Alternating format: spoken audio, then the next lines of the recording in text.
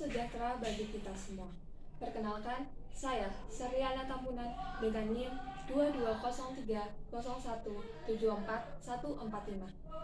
Pada kesempatan kali ini, saya akan menyampaikan narasi mengenai sejarah bahasa Indonesia yang menjadi keunggulan Indonesia sebagai bahasa dalam sudut pandang generasi, serta prospek bahasa Indonesia di masa mendatang bila dihubungkan dengan disiplin ilmu. Indonesia adalah negara yang terkenal dengan ragam bahasanya dan bahasa Indonesia sebagai bahasa persatuan. Menjaga bahasa Indonesia adalah kewajiban kita bersama.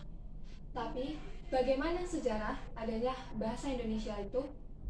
Sejarah bahasa Indonesia dimulai dari bahasa Melayu. Bahasa Melayu merupakan cikal bakal dari bahasa Indonesia. Dari sejarahnya, bahasa Melayu sudah dikenal dan digunakan oleh warga Indonesia sejak dulu saat ingin berkomunikasi antar wilayah ataupun daerah. Bahasa Melayu sudah beberapa kali diperbaharui, baik itu secara lisan maupun tulisan.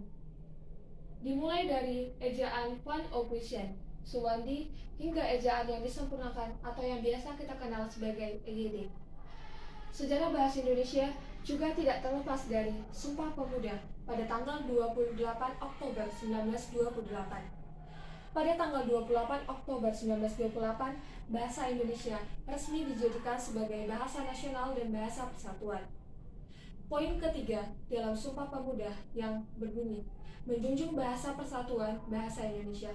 Pada kalimat ini, jelas menunjukkan bahwa bahasa Indonesia sudah menjadi bahasa resmi, bahasa persatuan bahasa Indonesia. Oleh sebab itu, kita sebagai warga negara wajib menjunjung tinggi dan menjaga bahasa Indonesia. Seiring berkembangnya zaman, bahasa Indonesia berkembang secara cepat. Bahasa Indonesia tersebar ke berbagai negara. Kita patut bangga bahwa bahasa Indonesia menjadi salah satu bahasa yang dipelajari di berbagai universitas ataupun sekolah-sekolah di berbagai negara. Bahasa Indonesia juga sudah menjadi bahasa internasional dan diakui kebahasaannya.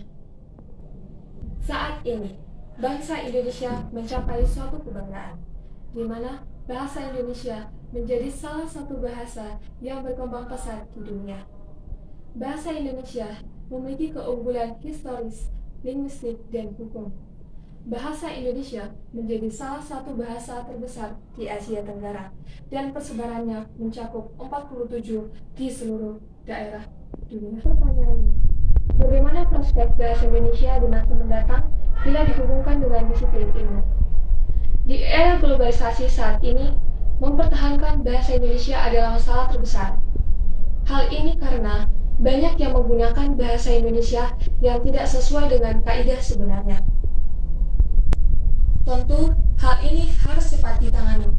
Untuk itu, kita sebagai warga negara wajib menjaga bahasa Indonesia dengan menggunakan bahasa Indonesia yang sesuai dengan kaidah sebenarnya, dengan menggunakan ejaan yang disempurnakan. Selain itu, untuk pihak institusi pendidikan harus mewajibkan siswa-siswanya menggunakan bahasa Indonesia sesuai dengan kaidah yang sebenarnya.